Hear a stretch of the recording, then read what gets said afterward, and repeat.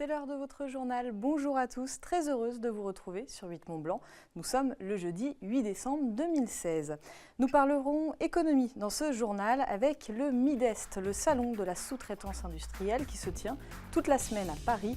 Les entreprises au Savoyard sont réunies sous une seule et même bannière. Olivia Boisson est partie à leur rencontre. Nous verrons qu'elle mise sur l'international pour se développer. Et puis, troisième et dernier volet de notre série de la semaine, une série consacrée aux investissements dans les stations. Ce soir, nous verrons que les domaines skiables doivent répondre à un enjeu de taille pour se construire un avenir, le manque d'enneigement.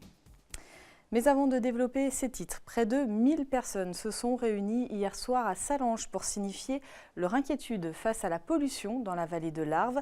La vallée connaît son 9e jour d'un épisode de pollution aux particules fines. Habitants et associations demandent des mesures rapides et concrètes pour y remédier. Une mobilisation forte, vous le voyez, alors que le mot d'ordre avait été passé seulement dans la semaine sur les réseaux sociaux. Un grand merci à Muriel Auprince pour ses photos. Et sachez que ce jeudi soir, une nouvelle mobilisation est prévue à Chamonix. Le préfet de Haute-Savoie, arrivé il y a quelques jours, y est en effet attendu pour une réunion portant sur l'évaluation du plan de protection de l'atmosphère. Il avait été mis en place il y a 4 ans. Au programme de cette rencontre, ce soir, les transports. Cette évaluation vise à préparer un nouveau plan pour les années à venir, mais le nouveau préfet, Pierre Lambert, ne compte pas attendre sa validation pour prendre de nouvelles mesures. Pour lui, il y a urgence. Je vous propose de l'écouter.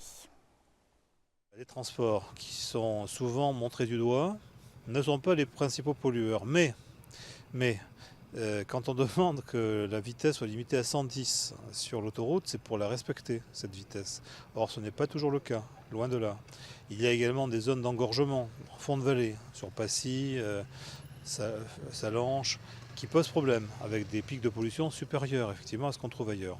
Donc il nous faut prendre tous ces sujets et faire en sorte qu'effectivement on puisse répondre le mieux possible aux craintes exprimées par les riverains.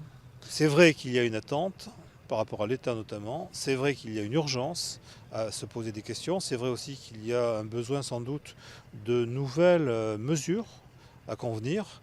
Je veux simplement le faire en concertation avec les professionnels et pas leur imposer quelque chose qui serait décalé par rapport à ce qu'ils pourraient faire, par rapport à ce qui serait souhaitable de faire. Par exemple, une circulation alternée comme on peut le voir à Paris ? Peut-être ça, ou limiter la circulation à certaines heures sur certaines zones du territoire. Nous verrons, on va en parler. Et sachez que la zone urbaine des Pays de Savoie est elle aussi concernée par cet épisode de pollution et a dépassé le seuil d'alerte niveau 1 pour les particules fines. Autre mobilisation, celle des facteurs aujourd'hui partout en France. À Annecy, la mobilisation a été modeste, comme vous le voyez sur ces images signées Sébastien Germain. Ils étaient environ une trentaine à répondre à l'appel de la CGT, de Sud et de l'UNSA pour se rassembler devant la poste principale ce matin. Les postiers voulaient dénoncer leurs mauvaises conditions de travail et les suppressions d'emplois. À l'échelle nationale, ce sont près de 40 000 emplois qui ont été supprimés depuis 2008. Et autre revendication, l'embauche de personnel en CDI et non pas en intérim. On écoute Christian Garrett, facteur à Rumilly. Concrètement, en tant que facteur, pendant une douzaine d'années, j'étais à peu près aux 35 heures. Aujourd'hui, je navigue entre 45 et 50 heures, payé 35 parce que ma boîte refuse de me payer les heures sup. Mais c'est mon cas, mais c'est le cas de beaucoup d'autres personnes également, quoi. Donc ça devient très difficile quand même sur le plan physique et sur le plan psychologie à accepter. Parce qu'évidemment, on nous met tout le temps à défaut en disant si vous n'y arrivez pas, c'est de votre faute, c'est que vous êtes trop lent, vous n'êtes pas aux cadences, etc. J'aime mon boulot, je pense que beaucoup de facteurs et factrices aiment leur travail, mais malheureusement, les conditions dans lesquelles on le fait, effectivement, ça devient de plus en plus une contrainte, quoi. Et on continue quand même à le faire parce que on a besoin d'un boulot pour vivre, pour manger. Mais c'est un peu dommage que ça devienne purement alimentaire, alors que ça pourrait être vraiment un élément comme tout travail, un élément d'émancipation humaine. On parle économie. Pendant 3 jours, le salon du Midest, le salon de la sous-traitance industrielle, accueille quelques 1600 entreprises à Paris. Parmi elles, plusieurs branches d'activité sont représentées, la fabrication additive, la fonderie, les traitements thermiques ou encore le décolletage. Les sous-traitants au Savoyard ont ainsi exposé leur savoir-faire sous une identité commune, Haute-Savoie Sous-traitance. Olivia Boisson était sur place. Ces chefs d'entreprise au Savoyard ont tous un point commun, être sous-traitants. Ils ont tous répondu présents à ce salon pour représenter leur territoire et la multitude de métiers liés à l'industrie. Cette dernière représente 30% du produit intérieur brut au Savoyard. Les générations qui arrivent aujourd'hui, qui sont des nouveaux jeunes dirigeants d'entreprise, ont bien compris que l'union fait la force. Donc c'est une vraie satisfaction. Avec notre produit est un bon produit. D'ailleurs, on peut le dupliquer dans tous les pays du monde et ça se passerait dans les mêmes conditions. Ici, l'objectif est simple, conquérir l'étranger. Une volonté partagée par les dirigeants de l'entreprise Albert Cali. Leur client le plus important est français, mais les pièces sous-traitées font le tour du monde. Armement, défense, aéronautique sont les spécialités des industriels du département. La grande force de la vallée de l'Arve, ou entre guillemets de la Haute-Savoie, c'est d'avoir un savoir-faire très technique depuis plusieurs décennies, qui a permis à beaucoup de sociétés de la vallée de l'Arve de se placer dans tous les secteurs mondiaux. Une autre industrie compte sur des salons comme le Midest pour se faire connaître du public étranger. Il s'agit d'Annecy Technologies, dont 40% du chiffre d'affaires concerne l'export. Ce spécialiste en rondelles élastiques sur mesure envoie ses productions dans des pays tels que le Mexique, le Brésil, la Turquie, la Chine ou encore la Corée. Aujourd'hui, Annecy Technologies, on a une forte volonté de se développer à l'international. Donc on met l'accent depuis mi-2016 sur nos développements en Allemagne. Les salons en France ne permettent pas malheureusement de faire uniquement notre développement international. On est obligé de s'appuyer sur des salons à l'étranger. D'ailleurs, certaines entreprises sont déjà connues à l'étranger. Parmi elles, AirTech. Cette entreprise refait à neuf de vieilles machines en leur ajoutant de la performance et de l'efficacité. Son initiative éco-responsable lui a même valu un label important. On a une bien meilleure gestion de tous les polluants qui sont les projections d'huile, projections de copeaux, la fumée.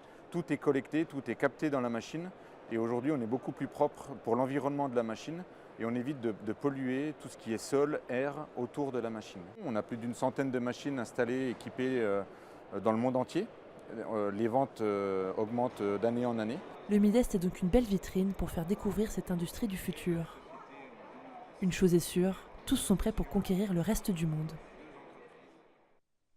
Un mot de politique. Ce jeudi après-midi, le 3e volet du projet d'agglomération du Grand Genève a été signé dans un lieu hautement symbolique pour un projet transfrontalier. La signature a en effet lieu, vous le voyez, au CERN. Près de 200 personnes s'étaient réunies pour assister au prolongement de la charte de 2012. Cette signature, les collectivités françaises et suisses, avec cette signature, les collectivités françaises et suisses s'engagent à dessiner ensemble l'agglomération franco-valdo-genevoise de ces prochaines années.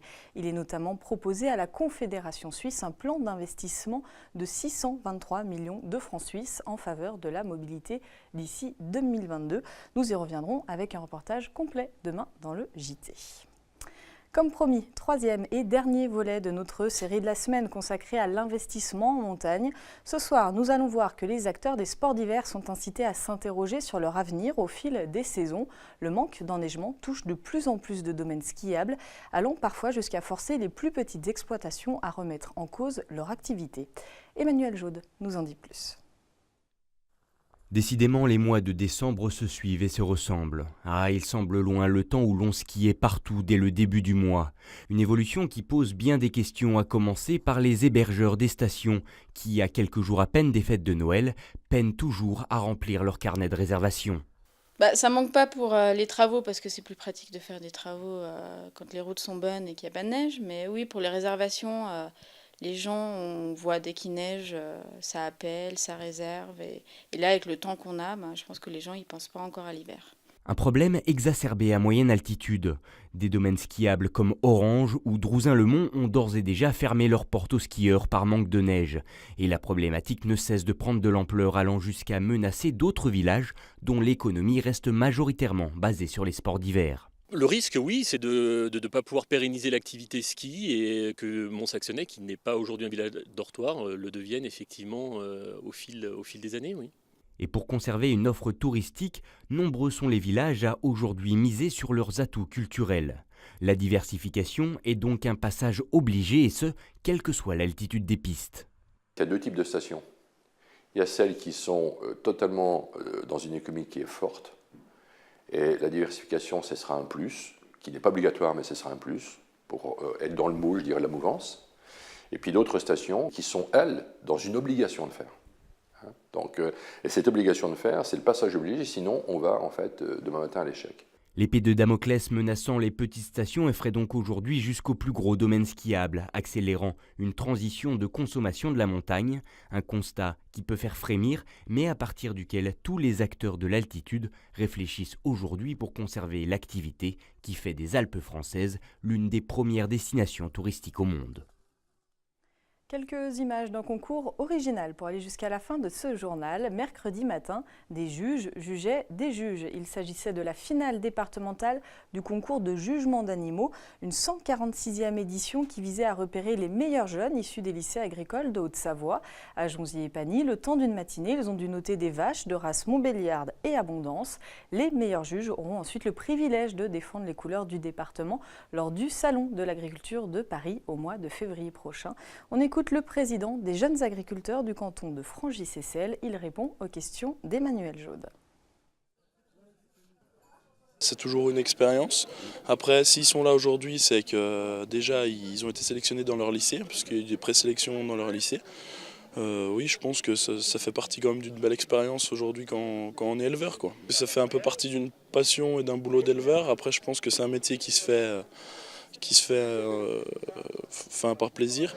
Donc je pense que c'est important aujourd'hui de savoir reconnaître une belle vache d'une mauvaise vache dans un troupeau, quoi. C'est sûr qu'il y a un petit peu de pression. Après, c'est toujours sympa à faire.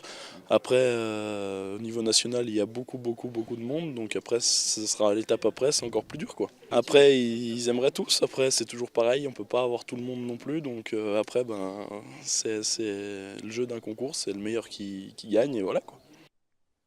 Et voilà, c'est la fin de cette édition. Merci de votre fidélité à l'information sur 8 Mont Blanc. Merci à toute l'équipe. On se retrouve dans quelques secondes pour Solidarité avec l'association Espoir Gessien. Et puis dans un quart d'heure, ne manquez pas Panier de chef avec Alexis Olivier Sbriglio. Nos programmes continuent donc tout de suite sur 8 Mont Blanc et sur 8montblanc.fr. Passez une très belle soirée.